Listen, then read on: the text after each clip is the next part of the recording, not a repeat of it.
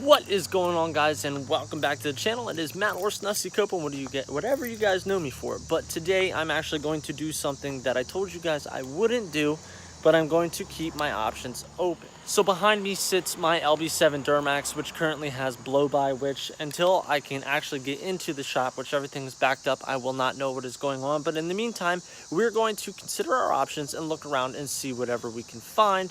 I talked in the last video about either getting an LBZ or an LML and kind of skipping over the LMMs. But my fiance, well, not my fiance anymore, I actually got married. I forgot about that. I got married on Saturday. My wife actually told me that there was a white GMC Duramax for sale, which was a 4-door, a little bit bigger than this, in our local town, about 20-25 minutes away. So we're going to check that out. I believe it is an LMM. I'm not 100% sure. She didn't know what year it was, but I'm pretty sure I've seen it before and I know which one it is. So while I unload these coolers out of the back of my truck, enjoy the intro to the channel, guys.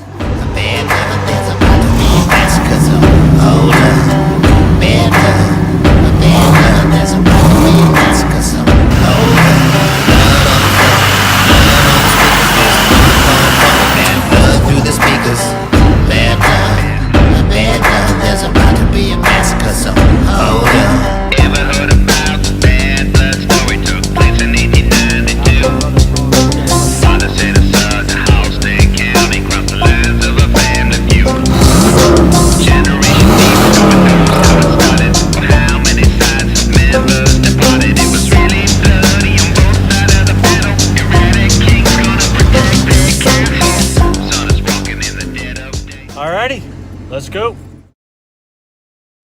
Well, here she is. Pretty sure it's an LMM. It's got some nice wheels on it. I don't think that they post prices on this though. It's a 2008. This one's mine, that one's yours. This is nice. This is an LBZ. Oh man, I would die to have this damn thing.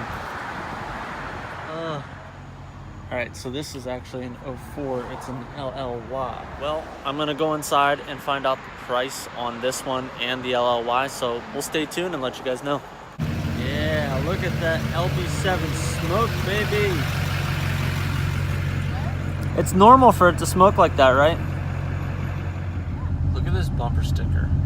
I brake for butterflies. I don't stop for Kia Souls. So my injectors will get replaced and my blow-by will be gone. So if you stop for a fucking butterfly, I will rear end you. Alright guys, well, kind of a major bummer. I was looking, hoping to find something decent with decent mileage, and let's put it this way, that 08 has 230 some thousand miles on it, and they still want almost 20.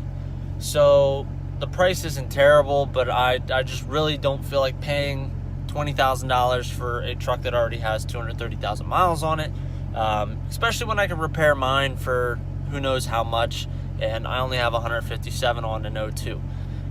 The other thing was the 2004, even though it had a very large tip and was lifted on a 6-inch lift, it was a gasser, and I had no idea. The tip, they literally put like a diesel sized tip on the back of it. They want $9,900 for that, but it's also got 200,000 miles. So kind of a bummer, but we'll keep looking. Stay tuned. And we're gonna finish off this video probably down in the garage checking out the Del Mero. Alright guys, so sorry for kind of the frustration with going to the dealer today and trying to figure out a situation with another Duramax. I'm not upset that the Duramax is priced and has the mileage that it has. I mean, that just means it's not for me. You know, I've told myself I love my 02. I really do. I love my 02. I love the LB7. I just want it to be running right. I'm to a point right now where basically I have the truck that's not running right, and I have the Del Mero that's not finished. My wife has the 2008 Jeep, which runs perfect, has 60,000 miles, awesome. Myself, on the other hand, I rely on that truck for me to drive to work every single day. So I need to figure out what I'm going to do in relatively quick order. whether it's getting it repaired. And a lot of the problem is being backed up getting in the shops because all the shops around here are booked. So it's kind of tough to get it in right now. I'm no diesel tech. I'm no diesel specialist. So I think in the meantime, and this is going to sound crazy, like in the meantime, I'm really going to work hard to get the Dale Marrow registered, inspected, and insured, to daily that so I can park the truck, get it all squared away, get it taken care of, and if I'm keeping it, get it fixed. If I'm not, I have a way to kind of, I don't want to say hide the blow-by, which is not good for any deal, and I don't mean to be that asshole. But quite frankly, if it means getting full trade-in as on another truck, then that's what I'm going to do, which sounds severely fucked up, but there is ways around it. Now, if I daily drive the Dale Marrow, I can't daily drive it in the winter, so regardless, I would have to have another vehicle for me by the timeline of first snowfall. So something four-wheel drive is basically what I need. Ultimately, I do want to keep my LB7, but I'm not closing the doors to all other options. It's just I'm to a point right now where I'm so frustrated with unfinished projects to it's like, shit, I got myself into a pickle. Where do I go from here? So, okay, so right now, the Dale Marrow, I don't think it would have any issues passing inspection. The problem that I have right now is, got it from a salvage yard. It has a salvage title. I do not actually even have the title to this right now. Now, I can get one very easily for this, but it will have a reconstructed title, which I don't care about. A lot of people get freaked out when something has an R title. You guys saw the damage on the front of this car. It was not anything crazy. Really is all I need to do for this car to be out on the road and get inspected. Front bumper and the headlights need basically hooked up and mounted, which I don't even technically really need the front bumper cover, but the headlights, all the wiring and stuff like that is all set up and ready to rock and roll. Headlights work. I think there's just one bulb that is out. So really, tomorrow the goal is to get that bumper on, get it painted, have the headlights basically mounted where they need to go. I did pick up the, like the headlight, basically big bar that was on there. I picked that up in New York when we were up at the cabin a couple times ago, and he actually, where it's like a self-tapping screw that goes inside there, he accidentally punched it all the way through. So I'm just going to rig it together, put some bolts in, and I have a couple ideas for the front that I would like to do, specifically to the front of this car, which will make it kind of stand out. I know there are a couple different guys that have them on their third gens. Just like them, I'm going to make my own, and that is going to be a front splitter. We are going to run a front splitter on the front of this car. I think it's going to be cool. I think it's going to be different. The only downside to getting this registered and insured, basically the Dale Marrow stickers and everything that is going on this car. When I say the Dale Marrow is literally getting everything that Dale Earnhardt's car had, I mean every sticker, literally everything.